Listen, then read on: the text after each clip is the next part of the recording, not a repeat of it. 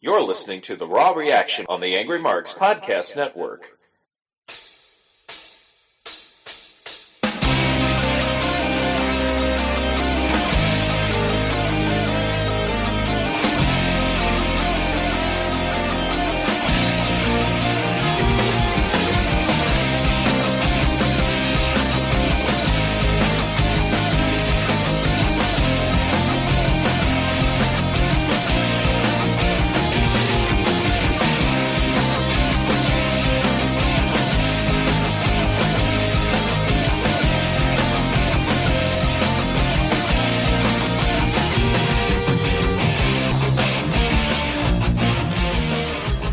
Coming at you like a senior citizen to a free breakfast.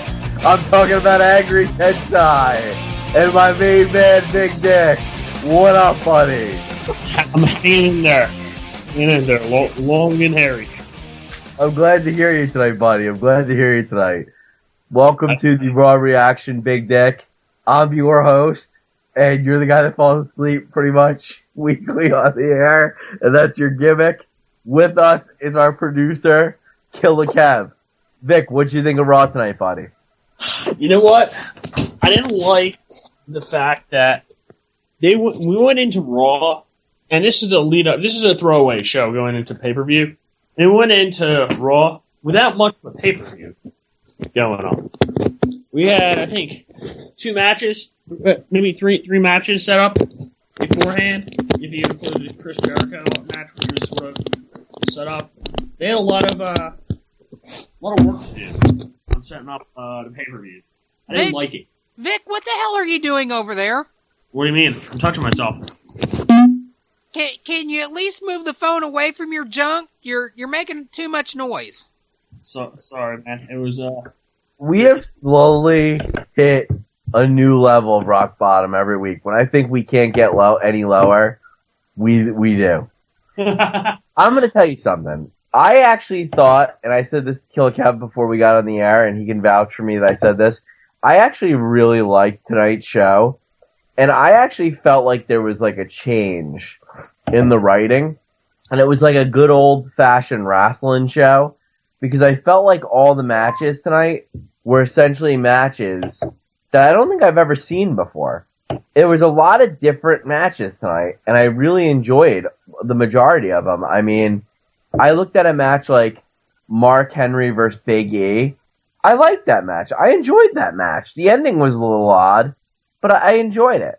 I look at Summer Rae versus Paige. That was an awesome match. The Fatal 5-Way match. That was a really good match.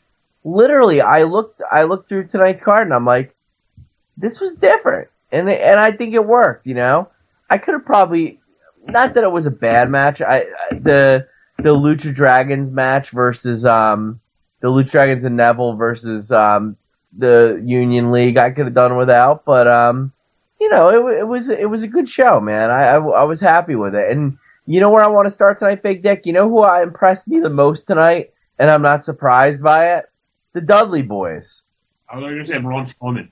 No, he did not. The Dudley Boys, Bubba Ray, using a spin on his Bully Ray gimmick on TNA, essentially. I loved it. I thought they were great. Did you like the Dudleys tonight? I like the heel Dudleys. I don't like the fact that this is the 3rd episode that they've pretty much had to come out and say, we're heels, we're bad guys, boo us, don't cheer us, because they get the nostalgia crap they can get away with. And I feel like they haven't done a good job to this point of establishing him as clear heel. Well, I agree with you. It's because people don't care about the Usos. That's really, really, like, even in the back when like the Dudleys were like, we want to take your spot in this tables match before they turned on him, and Jey Uso's like, gee, I don't know, Us. Should we do this? And he's like, I don't know, Us. Maybe we shouldn't.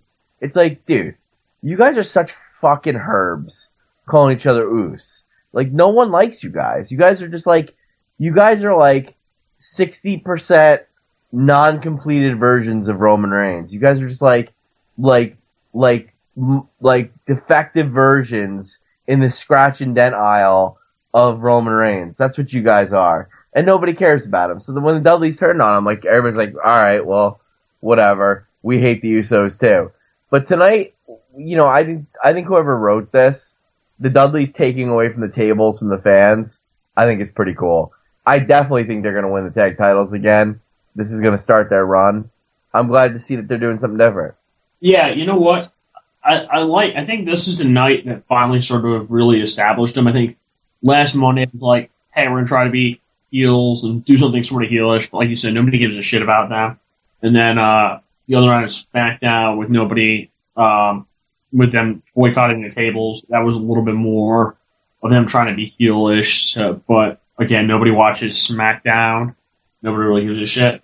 So Right. I think finally tonight was sort of to establish, okay, look, we are bad guys now. We're not doing this anymore.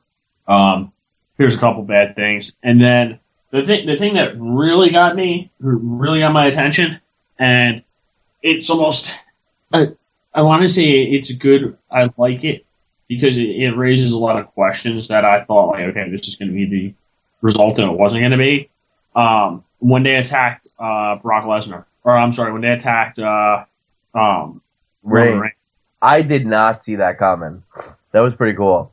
Yeah, so I mean that adds a lot to it because I think that I know myself, and I think the internet has sort of said, look, it's like we think that the following this Fastlane pay-per-view, Roman Reigns being a championship match for the WWE Championship going into the pay-per-view. However, I think that we had a strong feeling that another WrestleMania match is going to be Roman Reigns as the face versus what's his name? The Triple H? No. Wait, did I say Roman Reigns? I mean Brock Lesnar as the face versus Bray Wyatt heel. And assuming that they're gonna go with the Dudley Boys now teaming up with Paul Heyman, that doesn't really make Brock Lesnar a sympathetic heel. So No, I don't know how that impacts the pay-per-view, or if this is more of a let's establish the Dudleys as a heel team and not really give a shit about what they do as a face, or what they do in the other round is just more get them over as a heel team. Yeah, I think you might be dead on. I mean, it was interesting TV tonight, and that was good. I agree with you. Let me ask you a question. I mean, I'm not kidding around here. I've always heard that she was very good in her early NXT days. I didn't see her wrestle, but Summer Rae really wrestled a really, really, really, really good match tonight. Did you see it? Yeah. I was. I didn't really give her much of a chance. She was sort of in the ring at this time against Paige, who, again, I don't think Paige is. I thought this was a rather odd match because I don't think any of them even either party had a horse in the race coming up this pay-per-view. I thought it was Paige really was weird. very done up. What's that? Paige was very done up for this match. Like a lot of makeup. But the thing is, hasn't even been a talk for a match for her, and I mean, there's 6 women or 5 women or whatever in the pay-per-view, and she's not one of them, and she hasn't been mentioned as one of them. They should take these two and put them on pay-per-view. That was a really good match. I really was entertained. Summer Rae looked great. No, I mean, I'm not going to argue. It was really good. It was I think it was a huge upset at Summer Rae. I was like, this is going to be the worst match ever, and it was really, really good. But the problem is it doesn't have any lead up to the pay-per-view. No, I know, but that's yeah, but dude, that was the whole show tonight, dude. Zack Ryder versus Heath Slater had no way on the pay-per-view. Same thing with Big E Langston versus Mark Henry. That's why I really like tonight's show. It's almost like you get to a house show and they just put on a card for you, and there's really no rhyme or reason to the matches or who's there. I thought it was really awesome. I enjoyed it. I prefer this. Honestly, I like the unknown factor of it. But at the same time, I don't know if this is hey, let's keep people off their feet if they're booking or what this is. Like the Zack Ryder match, that's fine. I'm fine with Social Outcast winning a match. However, the last 3 months, I've seen Zack Ryder, all he's ever done is gone out the ring. He is a hype brother now. And he has his hype brother, Mojo Riley. and he's going to attack 4-on-1. I don't understand how, at some point, Mojo Rawley didn't come out even after the match to even the score and be introduced. I've heard that they're coming up as a tag team, so I was a little surprised that this didn't that this team or these teammates weren't pushed as a new tag team coming into. Yeah, I agree. I actually, when I was watching that match, I assumed there'd have to be a meeting, and there just wasn't. But that's okay. Heath Slater looked surprised when he was about to perform his finisher. I think he was thinking, I never get to do this. I better not screw this up. Yeah, he's probably like, hey, you know what? Like, what the hell is my finisher anyway? I haven't done it in a while. It was great. It was great. I was actually surprised Heath Slater kicked out of the broski boot. But yeah, well, yeah, in the broski boot, I think that's sort of a new thing with that's a new finishing maneuver with Mojo Rawley as his tag team partner. Well, his real finisher is the Rough Rider, so he didn't use that. But we'll see. I mean, maybe they are gonna have Mojo and Zach against the Outcast, but for now, the Outcasts go over in a big way.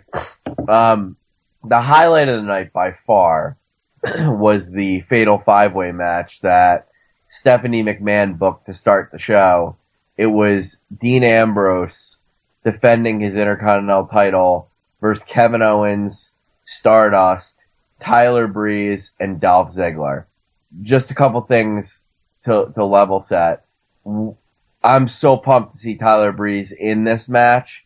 However, him and Stardust haven't exactly been winning matches lately, so why are they getting title shots? Yeah, I don't really understand why there. I thought it was actually going to be a match with pretty much Kevin Owens and then every member of the Nation of, or the League of Nations. Yeah, I thought it was going to be them and every member of the League of Nations, which it was not. I was, like I said, I was a little surprised to see Dolph Ziggler in there. I thought it was going to be, I also thought it could have been all heels against him. So, you know, I mean, it was sort of refreshing. I could see Dolph Ziggler having a right to be in that match. I thought Kevin Owens was the favorite going in, which is one of the things I didn't really like. I wouldn't have minded this match taking place a couple of weeks ago, just because I almost feel like taking the belt off him, it sets it up as more realistic going into the pay-per-view that he pulls out the title. See, I don't view it that way, even though I get what they're trying to do. I think if anything, you make Ambrose look like such a minor threat in the match, and it makes what I actually thought Lesnar, what Heyman was going to do in his interview tonight was challenge Roman Reigns to actually pin Lesnar and not Ambrose. I thought they were going to go down that path of Ambrose being the weak link, and they just didn't. But that's where I thought they were going. When I saw this match tonight, I noticed it was the Fatal 5-Way, and it's kind of like Who Doesn't Belong, and it's really Tyler Breeze. So my initial thought, believe it or not, is I said to myself, Tyler Breeze is going to win the Intercontinental title tonight. I was positive. And I know that seems kind of odd, but I had a feeling that he's done some jobs, and I know they're kind of high on him, so what a breakout this would be. And then I'd say, like, with a minute to go left in the match where it actually did end, Breeze super kicked Owens after he did his cannonball flip to all three guys in the corner, and he would have been the fourth. When Breeze hit that super kick and then hit the beauty shot, I was like, holy shit, he's going to do it. But he didn't. The pin got broken off. I was really bummed. I thought Breeze was going to walk out with the belt. I have no problem with Owens winning the belt, but I don't know. It's been done. But whatever. Yeah, I don't like it. I don't like it because it's one of those things where, okay, you know what? Look at a pay-per-view before tonight started. You had two women's matches, and you have, and I guess they just made tonight was the AJ Styles and Chris Jericho match. Yeah. And the Calypso Del Rio match. Calypso. Yeah. So anyway, who's Calypso? Whatever. Calico. It's Calypso. Okay. Well, Calypso. It's Calico. Calico. Yeah, can you believe that he actually seriously said Calypso and he was not kidding around? You know what? After all the shit Vic has put us through the last few weeks, I could believe anything anymore. You guys really want to know something? Which is, I don't want to blow you up, Vic, but what the hell? I find it funny Vic was running a little late tonight. This dude's stomach is so upset from bad food he ate. He literally water shit himself. He has a violent case of diarrhea. Disgusting. It's vile. Just saying. You're the one that's leaking like a faucet, Vic. Dude, I cut and run, man. I don't leak like a faucet. I cut and run. You know that, Kevin? Like, you know what's funny? You know we're all from the Jersey Shore, and you know, like the Hurricane Sandy devastated the Jersey Shore, and you know Vic's been very outspoken about the things that have happened at the Jersey Shore, and one would say, you know, he really shouldn't give his 2 cents because when everything happened, he cut and run. He didn't stay. He cut and run. That's the type of guy Vic is. He cut and run. Left the town when they needed him the most. Yeah, you know what? They were about ready to start building up, and I'm like, yeah, you know what? I can't be bothered. No, I'll leave it to Frank. I'll leave it to Frank Papalia to rebuild. Well, he is gonna do his damnedest. But back to Intercontinental title match. What? I said one message board chat at a time. Right. Back to that Intercontinental title match. I thought it was a top-notch match. Regardless, I mean this match really set the tone for the night. I thought it was very good. Would you agree? I would have agreed. I would have liked to see this match 2 weeks ago because then it could have. I mean, it makes Ambrose more of a sympathetic figure, and I think taking a belt off him a little bit sooner, it gives a little bit more. You could have a little bit more weight behind right. The Dolph Ziggler and Kevin Owens match. I mean, you basically got match result, backstage interview, and what's his name? Dolph Ziggler is challenging him for a match to pay per view. I didn't like it just being hot shotted for you know what, we're gonna have a rematch. I don't know. I'm okay with it because they've been feuding for so long on Raw. Yeah, but you know what? I almost would have rather seen. I would have rather seen Ziggler won it, which would have been less expected, and then have him challenge Owens or Owens challenge him at that point. I would have rather seen it that way than Owens getting it, which is more. I think Owens was the favorite going into the match, but Ziggler, I mean, he would have been maybe a second choice, like maybe 20-25% to win it. But I think Owens going into the match, I think he was a pretty heavy favorite. So I would rather see Ziggler get it and then have Owens challenge him. But again, I don't know how this is booked to turn out at the pay-per-view. I mean, neither do you or Killer Kev, I would agree. Well, we don't know. We certainly don't know. But you know what I was just thinking? I don't know if you thought this, Vic, with everything developing. A guy who's been lost in the shuffle. A guy who really made the most of a situation tonight. A guy who absolutely brought his work boots. And I saw more out of him tonight than I've seen in the last 2 or 3 years. Did you feel like The Miz really worked his ass off tonight? Yeah, you know what? That was a good match, and I feel like he's almost like a good. He's been used as a good tune-up for Chris Jericho. Like he's not. I mean, he's somebody you could definitely lay down, take the pinfall, and not lose steam. But I almost feel like he's sort of like the lead up to. Okay, you know what? You could have. He's like the lead up to Chris Jericho match versus AJ Styles match.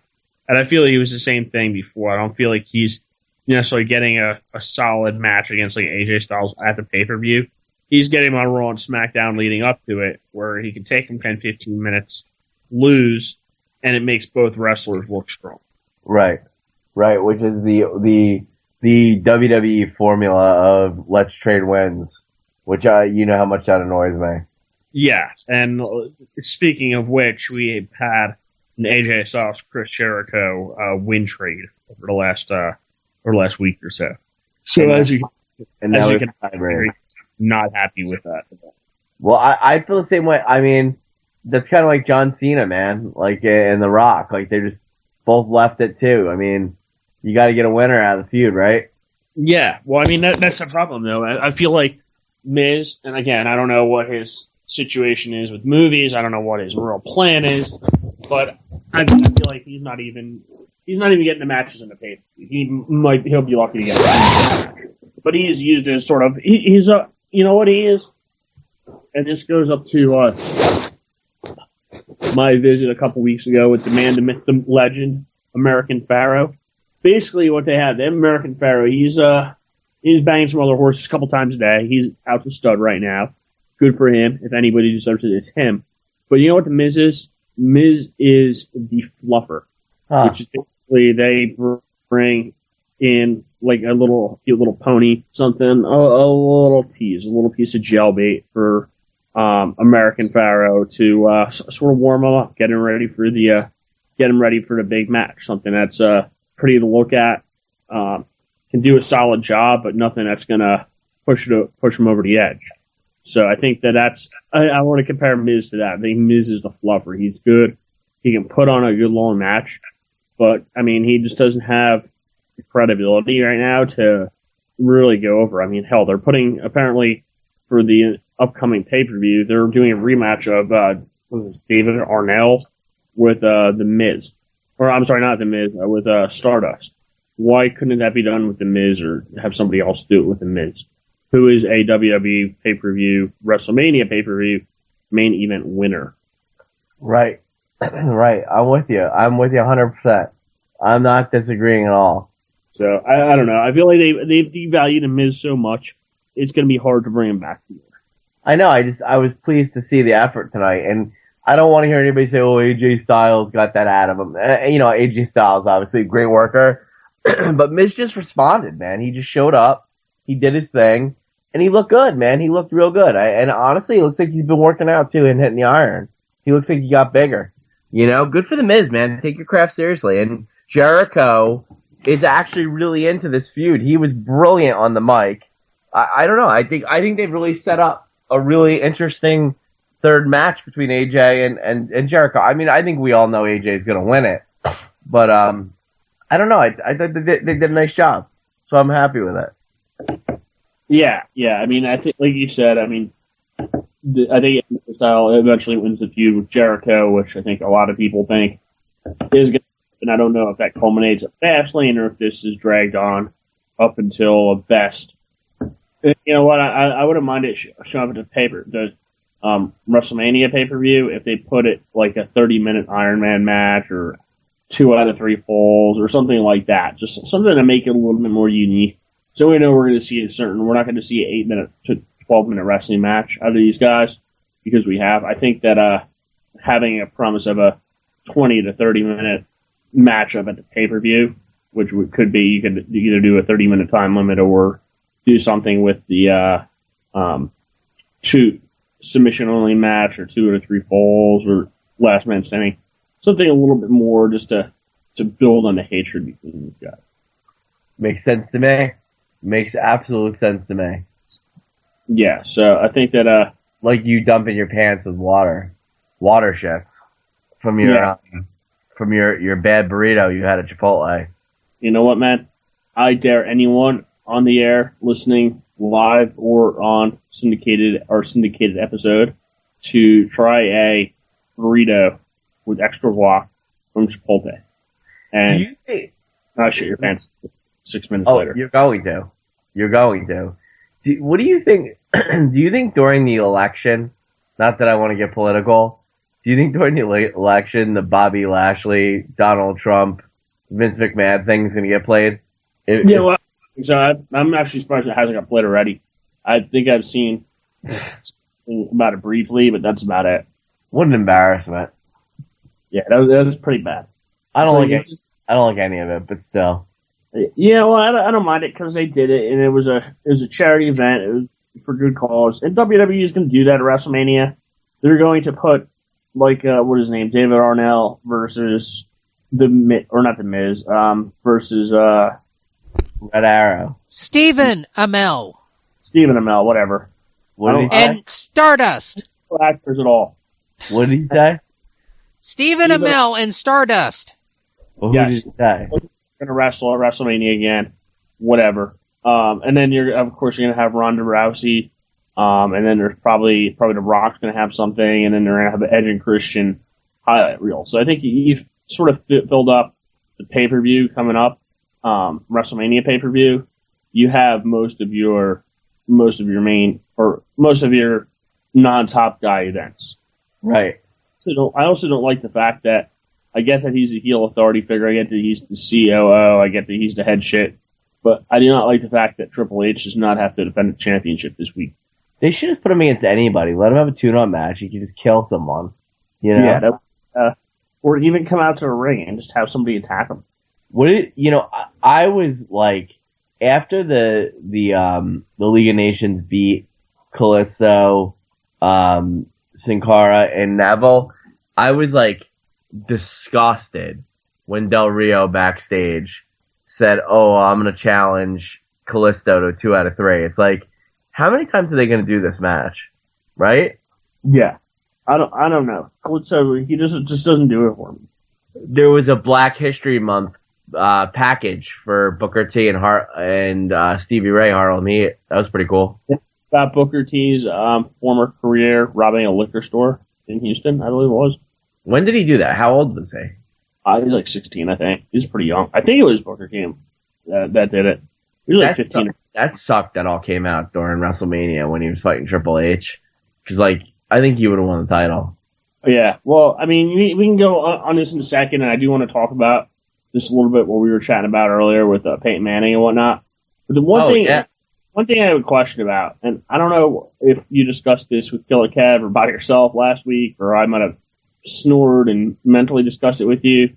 But what's up with this whole issue with what's his name, Titus O'Neil? Apparently he's suspended now, 60 days for, I don't know if it was playful, I don't know if it was overly respectful, I don't know if it was just a poor brand part of a judgment of an idea. He has a 60-day suspension now, down from 90 days, which has caused quite a bit of controversy.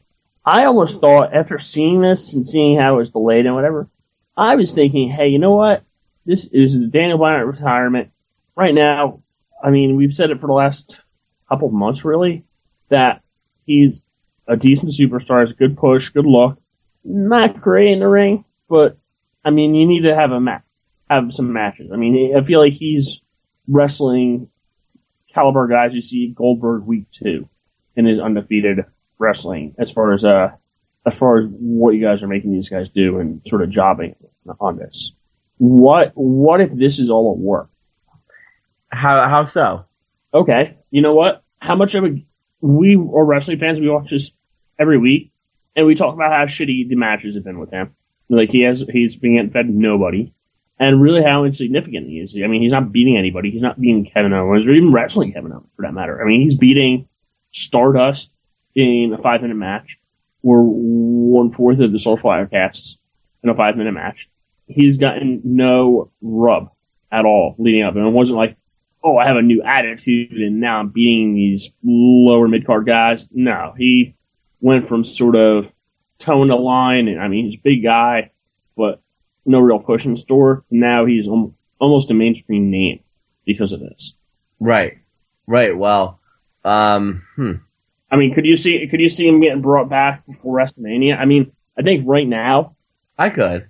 You can bring him. I think he can wrestle WrestleMania if they bring him back, and they could work. I mean, they can work the story into the angle where he's going to wrestle him, and it could be, hey, you know what, Vince McMahon, punish him and have him do this or have him do that. But I mean, I think that if you asked me before Monday Night Raw last week if he was going to wrestle and get a WrestleMania paycheck, I'd say maybe Andre the Giant Battle Royal will come cash a paycheck at, just because everybody else is in there. Right. But now it is even a possible favorite, one of the top 2 or 3 guys. Yeah, I would agree with you 100%. I mean, anything can happen in WWE, and you got to remind yourself of that. Because if you don't, you're not going to have fun watching anything. But yeah. So, I don't know. What are your thoughts on this pay-per-view leading up to it? I don't know. I'm kind of on the fence. I mean, I know not to get my hopes up with the main event, but it's tough not to because it's so stacked. But I think it's going to be a bullshit ending, and people are going to be disappointed. I mean, there's really not a lot for the pay-per-view to offer. I mean, I hate to say it, but it's like a glorified Raw. I mean, you have the triple threat match, which is going to be kind of a clusterfuck. You have the I guess it's going to be a 6-man tag match of Strowman versus and the Wyatt family versus Kane, Ryback, and the other guy, and Big Show, and then I absolutely hate this. I hate this whole setup here because I get that, okay, Kane, and then I get they've all had issues with Strowman and the Wyatt family, but hey, guess what? Where is what's his name? Where is Bray Wyatt at the pay-per-view? Is he wrestling? Who's he wrestling? I don't think. I mean, if it's 3-on-3, he won't be. He'll probably stand outside. But the thing is, I feel like they've done absolutely zero outside of some vague promos that could be used as referring to what's his name? Brock Lesnar. They've done nothing to advance what could have been a feud built up for 2 months with these two going at it, assuming that's what they're still doing. We had zero build up for The Undertaker, had zero build up for whatever match The Rock is in, and or Ronda Rousey. I don't know. I feel like we get done with this match next weekend, it's going to be maybe 5-6 weeks away from the pay-per-view, and you have no build up. Where I get you have your main event match, but there's no plan for really anything else, and there's no real good build up. You have to do a lot of building up in the 4 or 5 weeks leading up to it. You there, Vic? Yeah, you just dropped. Oh no, I was just saying. I feel like the entire pay per view there's no build up. Well, I mean, that's where you could kind of ding me though. You know, it's kind of like here I am complimenting tonight's show and tonight's card and the randomness of it, but yet they really didn't accomplish anything as far as establishing a pay per view. So I get what you're saying, man. It makes sense to me. You know. Yeah, I mean, even if you have something that sort of it could tease something or a little bit of something. Hey, you know what? This could be. I mean, I absolutely hate the build up for if it's going to do Lesnar versus Bray Wyatt. I absolutely hate it because they had the perfect excuse to come up with something right after the pay per view. 4 weeks later now, and I get Lesnar's in his own feud, but nobody's really at this point. It's basically even take interference to get him out of the. It's going to take interference to get him signing a match at the pay per view. But I don't feel that they've built up to it enough. I don't know. I'm just not a fan of these rush pay per view matches. No, I know they're so on the road to WrestleMania, brother, that they have their plan for the main event. And I mean, you look at lazy booking, the 2 out of 3 falls match with Kalisto and Alberto Del Rio. Look no further. I mean, why are you doing 3 falls? Because you're trying to extend another match. It's pretty sad, and this is what we didn't want with WWE Network. It stunts innovation, and you know what I mean. And we're not getting commentary. We're not getting, I don't know, man. I'm with you. I get what you're saying. 100%. Well, I mean, that was really the show. There wasn't that much else. I mean, really? I mean, was there anything else I missed? Not really. I felt like the show was very top heavy. I mean, like you said, best match. It was a 12-15 minute match between. Great match. Yeah, I think it was a really good match. The crowd was into it. Started right away. You didn't have 30 minutes Triple H talking, but at the same time, I mean, it didn't really. They had the whole next 2.5 hours, and they didn't really do much to advance anything. Well, you know what? I mean, they have 3 hours to do what they need to do, and if you're not getting that done in 3 hours, shame on you. You know what I mean? Yeah, I hear what you're saying. But that's kind of all I have on the immediate periphery. Peyton Manning was something that we were talking about. It's a pretty big story. I've had it with our media and trying to tear down legends. I mean, honestly, dude, Peyton Manning, I mean, these accusations are crazy. Don't you think? Well, I don't believe them. I don't believe any of it. You know what I don't like? And we were talking about this before. I feel like, oh wow, it's like this very briefly got brought up in like the early 2000s. Not a big deal. It was never unsealed. Last week there was a little mention about it. you know what? Now that he's like done, he's going out on the white horse, out into the sunset to feed kids, to raise a family, to make baby Peyton Manning's, and now's the time they pick to make this a freaking ordeal. I feel like that, you know what? Do it to distract them. I mean, it's like Tom. You know, I hate to say it this way, but it's like Tom Brady trying to distract him with Deflategate and shit like that. I mean, damn. They basically, okay, you're going to be suspended some games, and we're going to take a playoff spot away from you and the draft pick away from you. This Manning thing, I mean, it's been stretched out over the time. It just got revisited, and now everybody's going at it like buck wild. So I don't like it. I don't like it when you take your legends down. I mean, shit. Same thing happened to Chris Benoit. Same thing happened to Lance Armstrong. Same thing happened to Nancy Benoit. Yeah, Nancy Benoit. I mean, she was a solid performer, and I mean, that's Chris Benoit shirt you found. Yeah, it was pretty solid, man. I was thinking about getting that and just be like, yo, it's like, dude, Chris Benoit, a victim of circumstance. You could add that to the press. Yeah, I mean, I really think that we could do a Chris Benoit tribute show here in Atlanta. I'm sure that would go over very well. Yeah, well, there's a lot of tribute shows you can have with our crew, but I don't know what else going on, Big Dick. You got that bowel under control?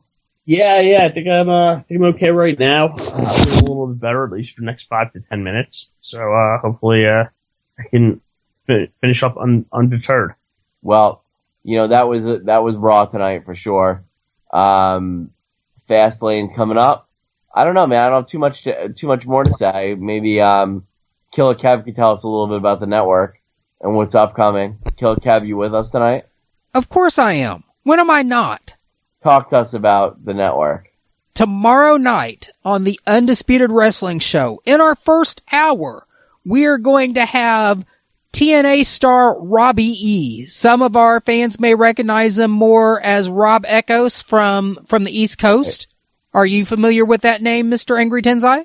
Not only am I familiar with Rob Echoes from Robbie E. TNA, but I know Rob Echoes as Rob Echoes from IWF in Nutley, New Jersey, where he got his start at Kevin Knight's school, which Bone Crusher Fred Sampson also came from, who is also known as Darren Young of the WWE. So yes, I do know Rob Echoes.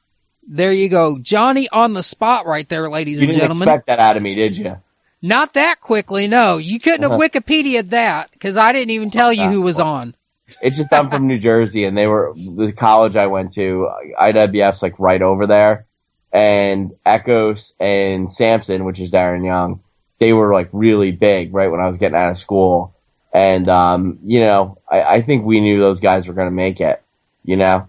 Yeah. So there you go. Echoes great, man. He's a good athlete. Honestly, he'd probably be disappointed to hear me say this, but I actually think him getting saddled with that Robbie E. TNA gimmick actually ruined his career. I think he's that good that he just got a terrible gimmick. You know, it's kind of funny, though. I kind of appreciate the gimmick. I don't know. I think he's too good of a worker to have that gimmick. Oh, he's definitely too good of a worker. You think he'll ever make it to WWE one day? Major repackaging, but I could see it. He's got the look Vince and friends wants. He's athletic. He's very built, like very thick for a guy who's built like a cruiserweight. I know I'm going to get killed for this. He's kind of Benoit-ish in his build. I mean, he's freakishly strong. Yeah, a little bit. You know, he's got that Shamrock type build to him, so that's what WWF likes. You know, they like that build. So he's a guy I can see. I don't think it's out of the realm. I don't really know how good his mic work is because he's playing a real gimmick, not a character, in my opinion. So his mic work was good with the gimmick, but I think anyone playing that gimmick is going to sound good on the mic. So it remains to be seen. But there's no reason he couldn't make it to WWE. The only thing against him is he's getting older. You know, he's not as young as some of the guys on the indies right now. Yeah, this is true. You know, but he's coming on our network. Yep, he will be our first hour guest tomorrow night at 9 p.m. Then the second hour, we were trying to keep this secret. I can reveal it now. We were trying to get for the second hour Lex Luger. Oh, that would have been awesome. But it kind of fell through at the last minute. So we got a last minute replacement. Some guy named Joe, last name Laurinaitis. That's Animal. That's right. Road Warrior Animal. Road Warrior Animal, who yelled at me in the hallway of a hotel. Second hour guest at 10 p.m. tomorrow night. I have 2 questions that I'd like to give you now. One's for Rob Echoes, which is, was there a falling out between you and the IWF? Because they almost erased you from their history for a period of about 6 or 7 years. But then all of a sudden you showed up and you started getting involved with them again. But in media outlets, you kind of knocked them a little bit before you got back with them. What happened? I'd like to know that. And I'd like to know if Animal wants to comment on when him and Heidenreich were in Connecticut at a hotel and I was loud outside of his room. He came out and yelled at me, if he remembers that. Alrighty. I will write that down. And then next week's show, next week, we have Demolition. Oh my God. I'm 110% full erection right now. You guys are going to be super professional about it, though, and I would never be able to get my Demolition questions in. No, I don't think the questions you want to ask would be permitted on the air. How would they react? Do you think if we asked them if they banged any ring rats, they would tell us? I don't think they'd reveal that either. I don't think they're the type of guys that were doing that sort of thing. They were definitely banging groupies. Maybe Smash. Bill, the other guy wasn't. I feel they both were. It was a wild time in the 80s. Maybe. I don't think so. But yeah, things are always popping on the Undisputed Wrestling Show every Tuesday night starting at 9 p.m. Of course, Wednesday nights you got Glove Up or Shut Up with Stevie J and Peter H covering the world of MMA, and there's a lot of it coming the next couple of weeks. There's a big Bellator show coming up this weekend. You've got 3 straight weeks of UFC coming, so they're going to have a lot of stuff to cover. Probably the big thing that they're going to be covering is the unexpected death of Kevin Randleman. Wait, when did that happen? It literally happened Thursday evening. That sucks. Yeah, right. Yeah, right in the middle of Thursday night AMP, we got the news that he passed away. He was Very well known. He was just 44. That sucks. Yeah, absolutely. So they'll definitely be covering that.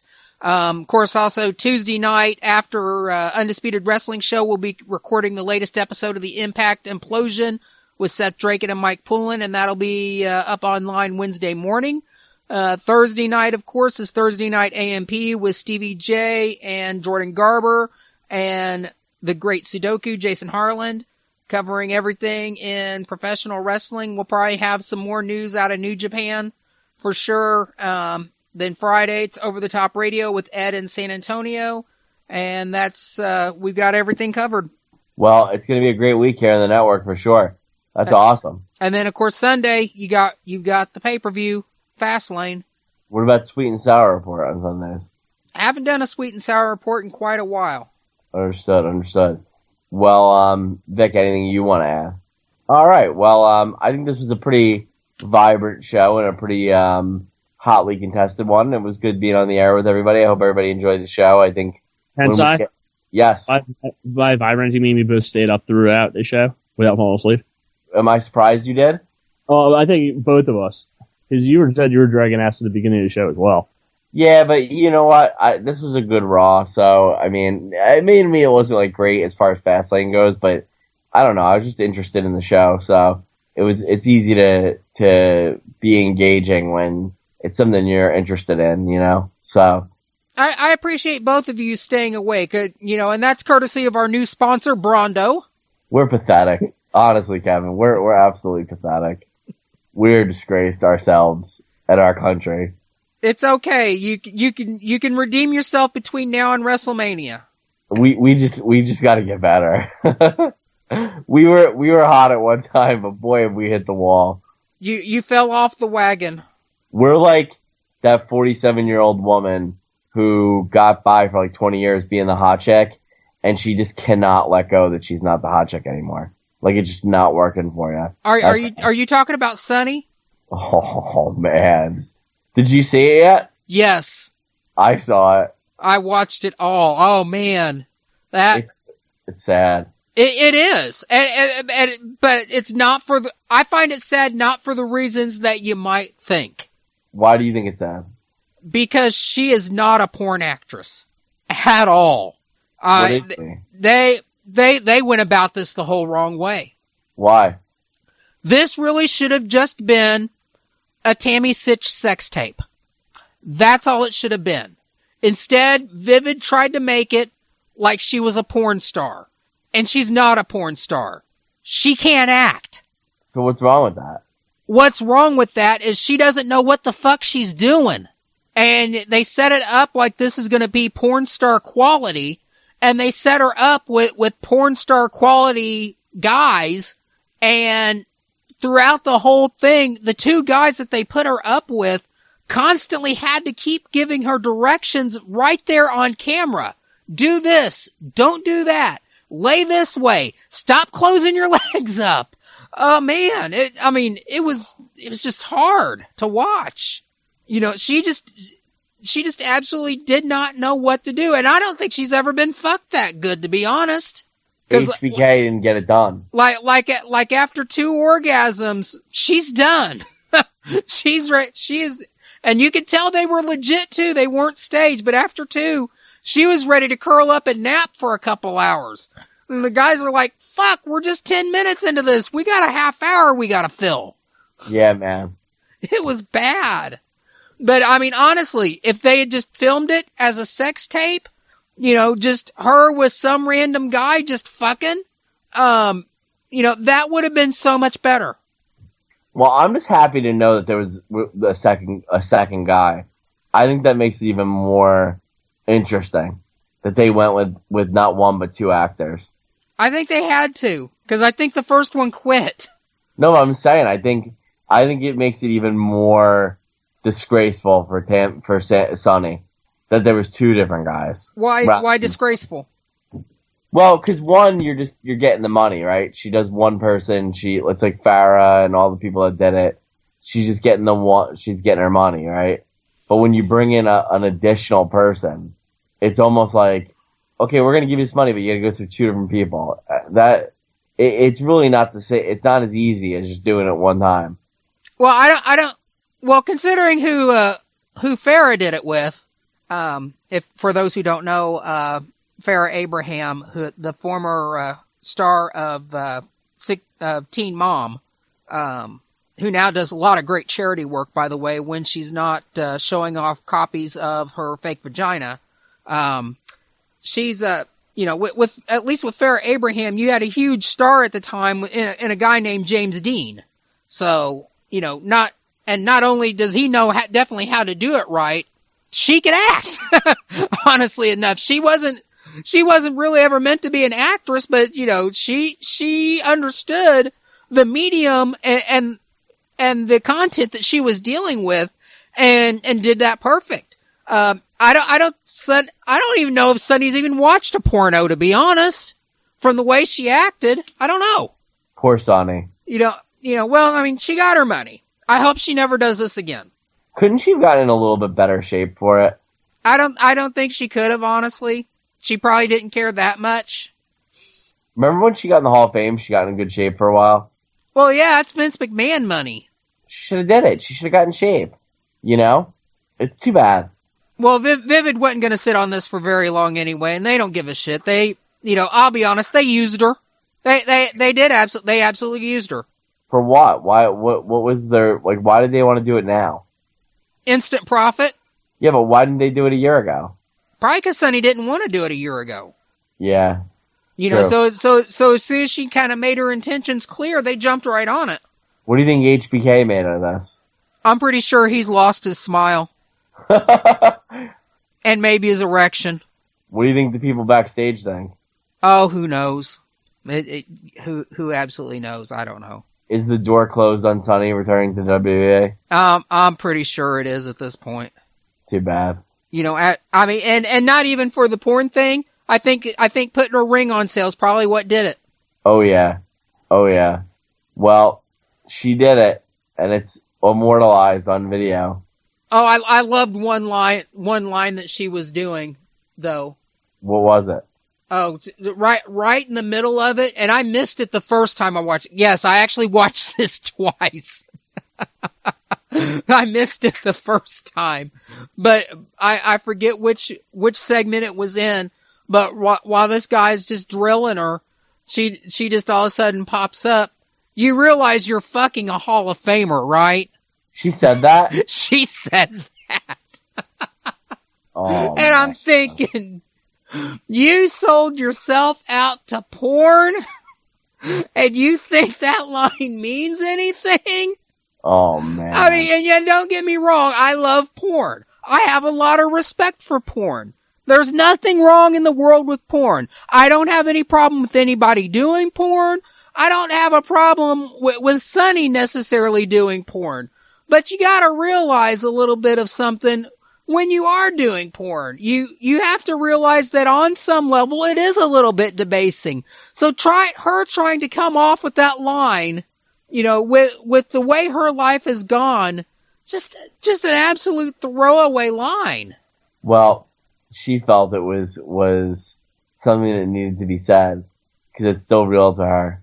It may be. Then again, you know, she may have literally been fucked out of her mind at that point. Because, like I said, after the second orgasm, she was ready to curl up and just die, and and just be left alone. She really didn't want to fuck anymore. Well, good for her. You know what? Good for her. She's a superstar.